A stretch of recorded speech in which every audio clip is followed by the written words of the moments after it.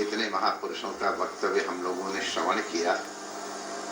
अब कुछ कोई नवीन बात मैं कह पाऊंगा ऐसा तो साहस तो नहीं करता हूं, लेकिन स्मारय न तो शिक्षे। हम जैसे सिंह आगे चल के वो पीछे ऐसे देखता, उसको सिंहावलोकन कहते हैं। उस दृष्टि से आपके सम्मुख निवेदन कर रहा हूं। ये वाक्य पुष्पांजलि उन बड़ों के चरणों में है जो हमारे साथ साथ पढ़े हैं। हम लोग 60 सम्मत से 60 से साथ बाबा के, ये उस समय के फकीर हैं और हम उस समय से इनके दास हैं। तो महापुरुषों ने कहा है कि संसार में दुर्लभ क्या है। रूप दुर्लभ है कि वैभव दुर्लभ है कि पद दुर्लभ है कि प्रतिष्ठा दुर्लभ है। तो हमारे महापुरुषों ने विचार करके कहा दुर्लभम त्रयम, 3 चीजें दुर्लभ है और उसमें लगा दिया एतत्। इदमा निर्देश, जहां कोई वस्तु प्रत्यक्ष होती है वहां इदमा निर्देश, जहां अंगुली से दिखाया जा सके वहां इदम कहा जाता है, और जो परोक्ष उसमें तत्ता का प्रयोग किया जाता है तत्। तो दुर्लभम त्रयम एतत्, ये 3 चीजें दुर्लभ हैं। विशेष प्रवचन नहीं, केवल स्मारय। देवानुग्रह रूप का, अपने पुरुषार्थ से नहीं, केवल देव का अनुग्रह हो। सबसे पहला भगवान का अनुग्रह रूप मनुष्यत्व है। मनुष्य नहीं, मनुष्यत्व दुर्लभ है। आहार निद्रा भय मैथुन क्या, ये तो सामान्य है। मनुष्यत्व वो है जिसमें आदमियत हो, जो आदमी के लायक, पुरुष के लायक, जो उसके ये अवश्य कर्तव्य लक्षण है उन सबसे युक्त। अब उनका हम परिगणना नहीं कर रहे हैं, जिसमें आदमियत हो, तो ऐसा मनुष्यत्व दुर्लभ है। ये भगवान की कृपा मिलता है। तुलसीदास जी चौपाई ने भी कह दिया, जिसमें मनुष्यत्व होगा, क्योंकि मनुष्यत्व अगर है तो उसमें जिज्ञासा अवश्य होगी। आहार निद्रा भय मैथुन क्या सामान्य में तद पशुभिः नृणानां ज्ञानम हि तेषाम् अधिकम विशेषम ज्ञानेन हीना पशुभिः समाना।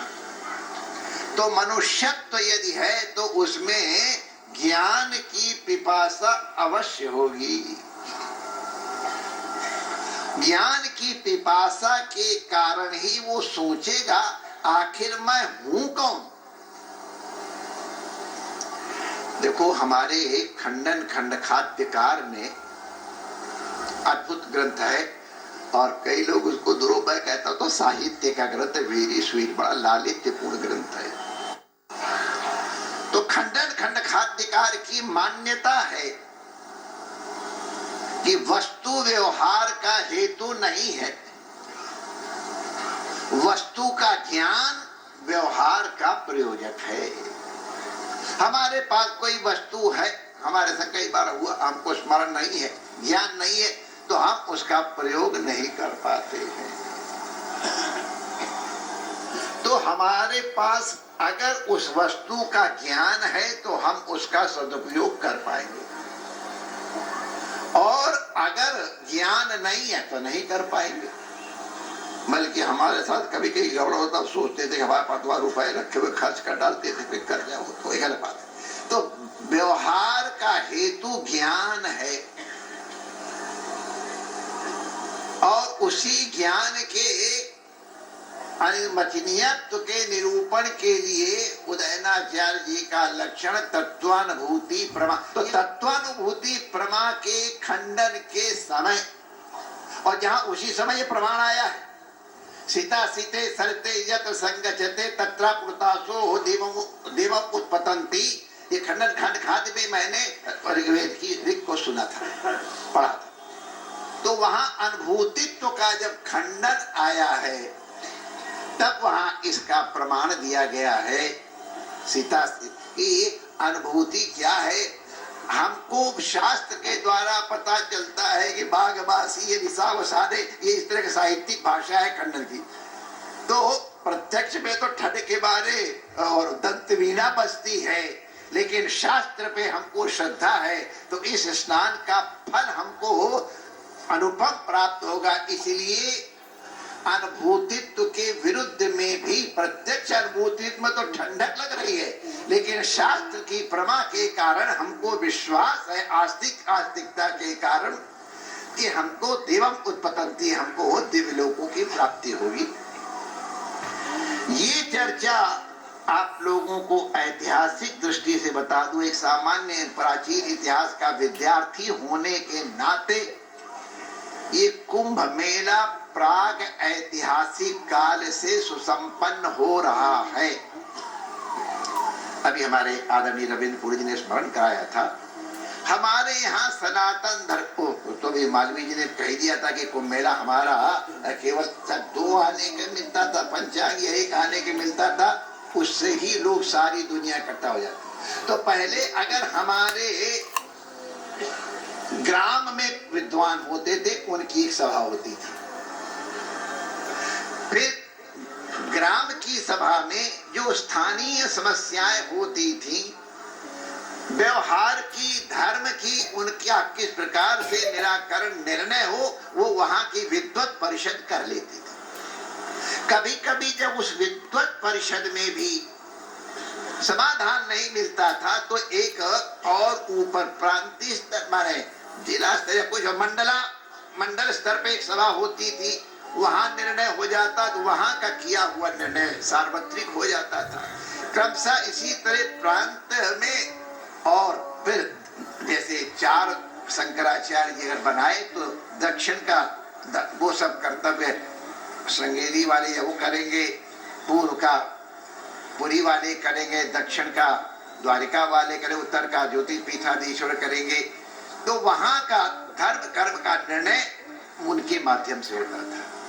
कभी कभी कुछ विशेष समस्याएं आती थी, उस समय सबके सब इस कुंभ मेला में एकत्रित होते थे और तब विद्वत परिषद हुआ करती थी। जैसा अभी हम लोग बताया गया था, स्नान तो माध्यम था ही, लेकिन ये जो सरस्वती है इसका वहां पर मंथन होता था, विचारों का मंथन होता था, और उसमें हर इतिहास की दृष्टि से हर्षवर्धन का इतिहास आता है। उस संगीति में बौद्ध भी आते थे, जैन भी आते थे, और अपने शैव, शाक्त और सभी अन्य विचारधारों वाले सब संवेद होते थे। अपनी अपनी मान्यताओं के सहित अगर वो कोई विशेष समस्या, उसका समाधान क्या होगा, इसका निर्णय वहां वादे जायते तत्वबोधा। यहाँ वाद शब्द का प्रयोग किया गया है, माने वाद, जल्प और वितंडा 3 प्रकार की कथाएं न्याय दर्शन में है। तो वादे तत्वबोधा का मतलब हमारा कोई आग्रह नहीं है, हम चाहते हैं कि हमको यथार्थ का ज्ञान हो। यथार्थ का ज्ञान लेके ये 2 या 2 से अधिक विचारक बैठते हैं, उस कथा को वाद कथा कहते हैं। उस वाद कथा में अपने अपने प्रमाणों और अपने अपने अनुभवों के अनुरूप तात्कालीन समस्याओं का समाधान खोजा जाता था। क्योंकि कुंभ मेला में सार्वत्रिक ये होता था, सभी जगह के संत महापुरुष विद्वान आते थे, वो उस निर्णय को लेकर के फिर अपने प्रांत, जिला स्तर पे, ग्राम स्तर पे और ग्रास रूट तक एक एक व्यक्ति को वो आदेश प्राप्त हो जाता था। इसलिए इस मेला को मेला में मिलने के कारण कह दो, इस संगीति को कह दो, इस सम्मेलन को कह दो, इसकी बहुत बड़ी मान्यता था। इसकी आवश्यकता कितनी अधिक है ये प्राग ऐतिहासिक काल से लेके अब तक चली आ रही है।